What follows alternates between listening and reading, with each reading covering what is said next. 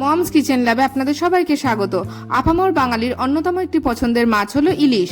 চলুন ইলিশ মাছের নিজস্ব স্বাদকে বজায় রেখে একটু অন্যরকম ভাবে বানিয়ে নেওয়া যাক ইলিশ মাছের একটি নতুন রেসিপি। এর জন্য প্রথমেই কয়েকটা ইলিশ মাছের পিস একটা মিক্সিং বলে নিয়ে নিতে হবে।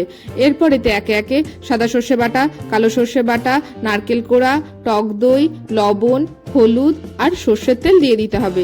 তারপর খুব ভালোভাবে মেখে নিতে হবে।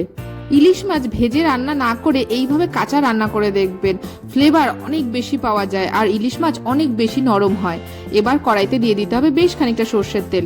তারপর একে একে মশলা মাখানো ইলিশ মাছের পিসগুলো কড়াইতে সুন্দর করে সাজিয়ে দিতে হবে। তারপর কড়াই ঘুরিয়ে ঘুরিয়ে ইলিশ মাছের এক পিঠটা ভেজে নিতে হবে।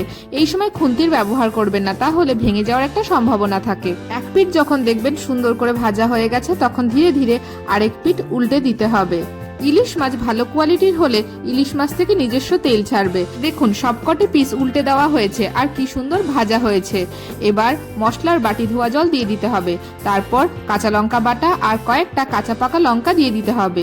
তারপর ঢাকনা চাপা দিয়ে ধিমে আঁচে মিনিট 5 রান্না হতে দিতে হবে। ঢাকনা তুলে প্রত্যেকটা পিস আবারও উল্টিয়ে দিতে হবে। এই কাজটি খুব সাবধানে করবেন, মনে রাখবেন ইলিশ মাছ কিন্তু ভাজা হয়নি। আবারও ঢাকনা চাপা দিয়ে মিনিট 5 রান্না হতে দিতে হবে।